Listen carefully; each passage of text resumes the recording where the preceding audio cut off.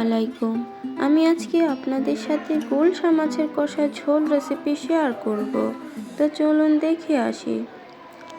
আমি শুরুতে কড়াইয়ে তেল দিয়ে ফোড়ন দিয়ে দিচ্ছি, সাথে একটু রসুন পেস্ট দিয়ে দিতে হবে।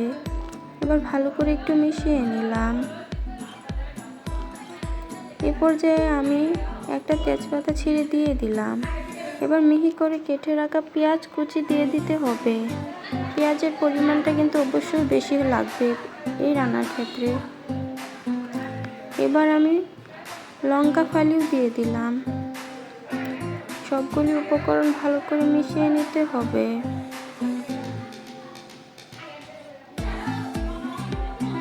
আমার মেশানো হয়ে গেছে। এবার আমি 1 চামচ জিরে গুঁড়ো,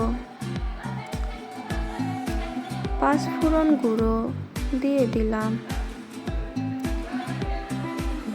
1 চামচ হলুদ গুঁড়ো, হাফ চামচ মরিচের গুঁড়ো এবং স্বাদমতো লবণ দিয়ে দিতে হবে। আবার সবগুলি উপকরণ ভালো করে মিশিয়ে নিতে হবে। এ পর্যায়ে আমি অল্প পানি অ্যাড করে দিচ্ছি মশলাটা কষাতে। ঢাকনা দিয়ে ঢেকে ফিরে এলাম কিছুক্ষণ পর। আমার কষানো হয়ে গেছে।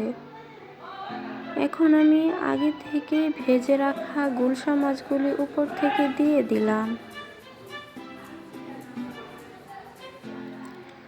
আবার সবগুলি একসাথে ভালো করে মিশিয়ে নিতে হবে।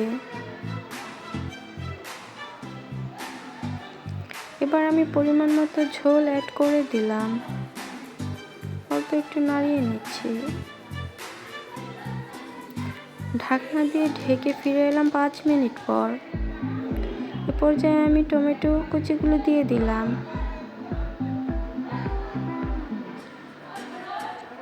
আবার কিছুক্ষণ পর ফিরে এলাম।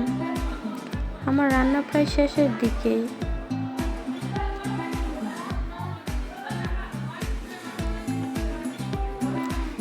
এখন আমি উপর থেকে ধনেপাতা কুচি ছিটিয়ে দেব।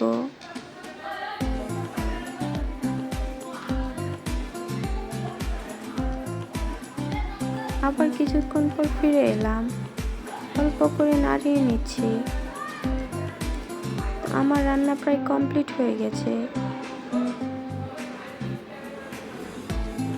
ফাইনালি রেডি আমার গুলশা মাছের কষা ঝোল রেসিপি। আপনাদের কাছে ভালো লেগে থাকলে লাইক, কমেন্ট, শেয়ার করতে ভুলবেন না।